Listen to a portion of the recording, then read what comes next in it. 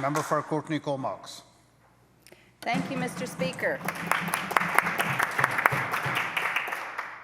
I don't know why, I'm just not sure why the member opposite would like to draw attention to his previous government's record, which has shown a distinct lack of interest in keeping energy rates low for BC families.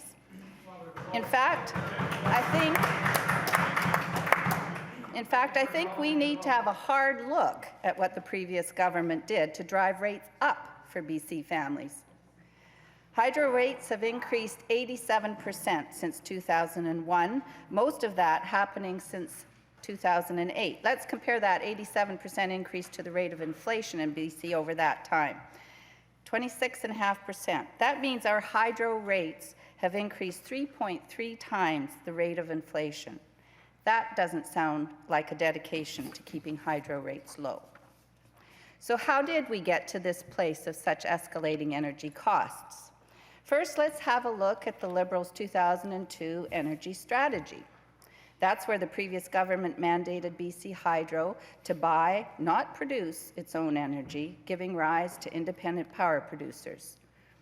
The most popular production was still a form of hydroelectric power, but let's be clear, privatization did not drive costs down for British Columbian energy consumers. The whole scheme has been characterized by the privatization of profits, leaving the public body, BC Hydro and the BC public, with all the financial risks. Diversification, consideration of other energy sources and conservation, they're smart things to do, but any wisdom is lost in the muddy waters of the previous government's poor processes. BC Hydro's forced commitment to IPP contracts are 40 to 60 years long, indexed to protect against inflation. And currently, IPP's energy costs are coming in at $88.90 per megawatt hour on average, while BC Hydro's legacy of hydroelectric assets cost a mere $7.14 per megawatt hours.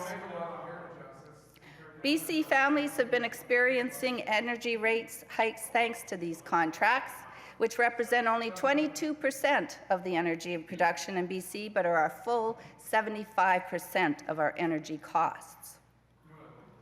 The previous government also proved that at the heart of their decisions were political interests, rather than the best interests of British Columbians who rely on BC Hydro for their energy needs.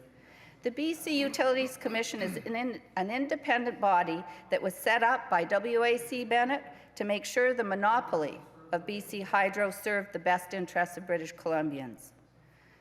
But the British Columbia government that just is now sitting on that side of the table, the room, ran roughshod over the safeguards of the BCUC. First, with the directives of its clean energy and self-sufficiency plans, and later, as it avoided criticism and controversy by simply exempting billions of dollars of BC Hydro projects from review.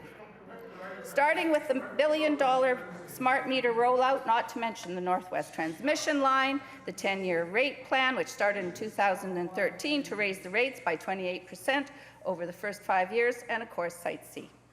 British Columbians are paying the price of the decisions of the previous government, who demonstrated no regard for whatever consequences might fall out of their unreviewed decisions.